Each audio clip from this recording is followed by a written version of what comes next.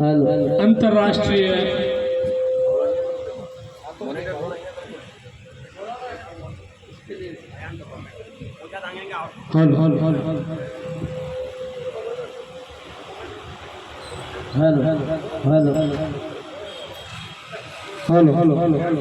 जय झूलेलाल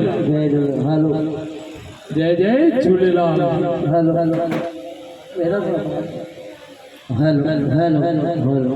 अंतर्राष्ट्रीय मातृभाषा सिंधी ॾींहं जे मौक़े ते जेको विश्व में मनायो तो वञे पियो ॾाढे सुहिणे नमूने सां, उहो ई सुहिणे नमूने सां वरी असांजे माखीजाणी चैरिटेबल ट्रस्ट जे द्वारा तव्हां सभिनीनि बानीकारनि जे द्वारा इहे असांजो बड़ौदा जे प्यारनि जे विच में सुहिणो ॾींहुं सिंधियत जो मनाए रहिया आहियूं।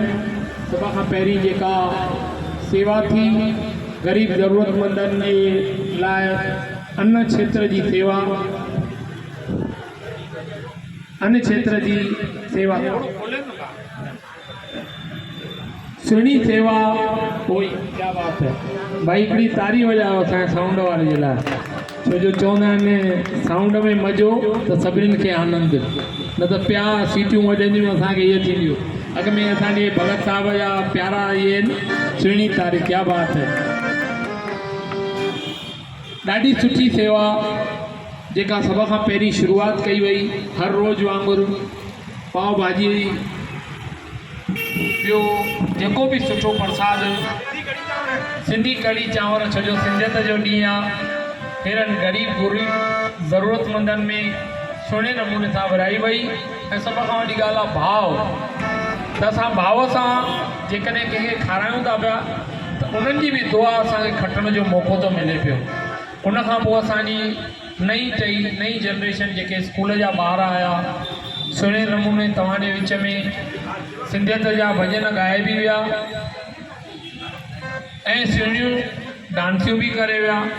गॾोगॾु हाणे असांखे मौक़ो मिलियो आहे सूरज जे अॻियां रोशनी जिन खे नंढपण खां ॾिसंदा आया आहियूं असां त दरबार में, अवंती नावाणी हुजनि, सतराम रोहिड़ा हुजनि, त तीअं ई असांजे घर में बि कोटा में हुजनि, भले बंसीलाल भाई वटि असां या हुते ढालू भाईअ सां असां वटि अचण वारा परमानंद प्यासी जिन खे नंढपण खां ॿुधंदा आया आहियूं, उहे बि असांजे विच में आहिनि। ज़ोरदार तारी भाई अहिड़नि सुहिणियुनि शख़्सियतुनि जे लाइ जिन सिंधियत जो नालो क़ाइमु दाइमु रखियो आहे।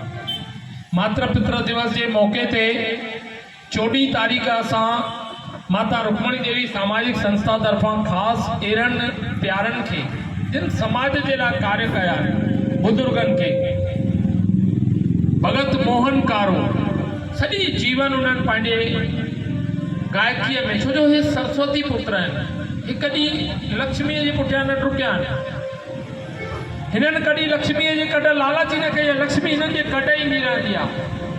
भगत मोहन कारो हुजे, विजय लालवाणी हुजनि, असांजा सुरेश कुमार शेरवाणी हुजनि, जिन 40 45 50 साल सिंध खां वठी करे भगत घनश्याम खां वठी मां ॾिसंदो मान, भगत मोहन कारो नंढी उमिरि खां वठी असां वटि भगत घनश्याम सां गॾु ईंदा हुआ। उन्हनि जो मातृ पितृ दिवस ते स्वागत कयो अथई, उन्हनि जी पूजा अर्चना कई अथई, छो जो असांजा माता पिता असां उन्हनि जे स्वरूप में, इन्हनि वॾड़नि जे रूप में ॾिसी रहिया आहियूं।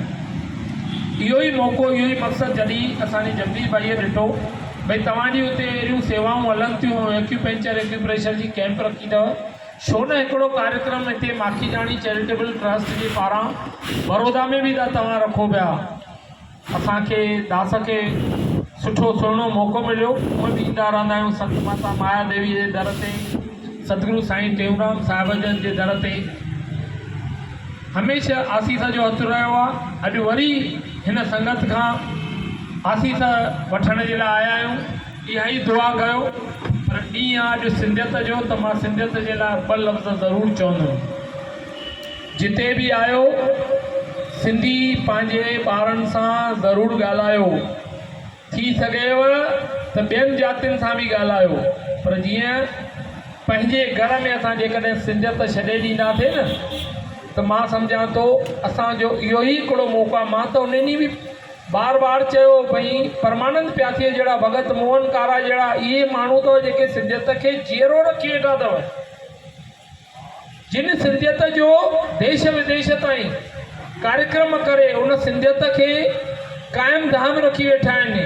सिंधियत काई वञणी कान्हे का, पर उनखे वधाइणो त आहे। अॼु उहो ई ॾींहुं आहे, उहो ई सुहिणो ॾींहुं आहे त घटि में घटि हिन ॾींहुं असां संकल्प त कयूं। असां सिंधियुनि वटि मालिक जी असीम कृपा, अखर ॾिसो दुनिया खां वधीक। घणा अखर आहिनि असां वटि? 52। सिंधी अरबीअ में असां वटि 52 अखर। ॿियनि सभिनीनि जातियुनि वटि अंग्रेजीअ में 26, 36, 32 सभु ख़तमु। केतिरा असां धणी आहियूं सोचो था पिया। असांजी लिपि जंहिंमें 52 अखर हुजनि, हर क्षेत्र में। तव्हांजो ई शहर था ॾिसो, छा खणी आया हुआसीं?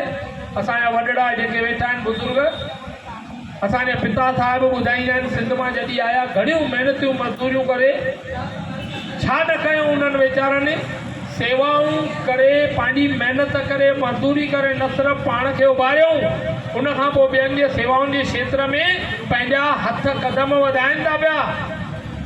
उन्हनि सेवाउनि खे नत नत नमन कंदे, उन्हनि मां प्रेरणा खणंदे, उन्हनि कार्यनि खे अॻियां वधाईंदे, घटि में घटि असां पंहिंजी सिंधियत जो इहो त क़ाइमु दाम रखी सघंदा आहियूं भई सेवा जे क्षेत्र में, अन्नपूर्णा जे क्षेत्र में सभ खां अवल केरु?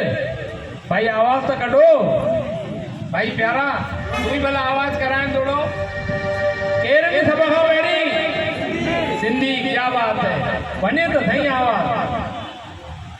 अचो असांजी एजुकेशन जे क्षेत्र में तव्हांखे पतो आहे HR कॉलेज हुजे, KC कॉलेज हुजे, जयंत कॉलेज हुजे, बम्बईअ में दुनिया सिकंदी अथव उन्हनि यूनिवर्सिटियुनि में पंहिंजे ॿारनि खे मोकिलण लाइ, जंहिंमें हमेशह पंहिंजे सिंधी ॿारनि खे अॻियां उन्हनि जे लाइ सीट्स रिज़र्व रखियूं वयूं आहिनि। माना पंहिंजे पाण खे रेडी करण खां पोइ, हेॾियुनि तकलीफ़ुनि सहण खां पोइ, अखंड भारत जे अलॻि अलॻि थियण खां पोइ बि हुननि एतिरो कुझु कयो जो पंहिंजी यूनिवर्सिटियूं तयारु कयूं जीअं असांजी आईंदह जी टहीअ खे तकलीफ़ न थिए।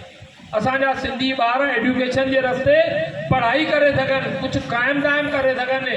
अॼु ॿिया ॿार, मूं वटि केतिरा ई ॿार ईंदा आहिनि कोटा मां, राजस्थान मां, बेंगलोर मां, मध्य प्रदेश मां, भई असांखे एडमिशन वठी ॾियो। हज़ारे लखे रुपया डोनेशन ॾियण लाइ तयारु हूंदा आहिनि। छा लाइ? उहा यूनिवर्सिटी तयारु करण वारा असांजा सिंधी। केरु? सिंधी। अचो गॾोगॾु फिल्म इंडस्ट्रीअ में सभ खां वधीक योगदान ॾियण वारा, हर क्षेत्र में क़ाइमु दाइमु इनकम टैक्स भरण में, कार्य करण में, व्यापारी तबिके में असांजा अवल सिंधी। शांत सभ्य सुठो समाज, न ॾिसंदव कोई झगड़ो, न अटो न पटो, हिकिड़ी पंहिंजी मौज, सेवा ऐं सतगुरुनि जो नाम हर हंधि वञण में। जॾहिं हर क्षेत्र में असां सिंधी अॻियां आहियूं त उहा पंहिंजे ॿारनि, पंहिंजी नई जनरेशन खे असां छो न पहुचायूं। ॾाढी ख़ुशी थी थिए मूंखे जॾहिं मां हिननि बुज़ुर्गनि खे ॾिसां थो पियो। पर ज़रूरत अॼु असांजी नई टहीअ खे आहे, असांजे नवनि संस्कारनि खे आहे। असांजी नई टही जॾहिं सिंधियत ते ऐं सिंधियत खे सम्झंदी ऐं ॿुधंदी त मां सम्झां थो पियो जीअं हिननि ॿारनि पंहिंजे सिंधी भॼन ॻाए करे ऐं पंहिंजो पाण खे तयारु कयो आहे। ज़रूरत असांजे बि उन्हनि ॿारनि खे पंहिंजी सिंधियत जी भाषा खे अॻियां करण जो आहे।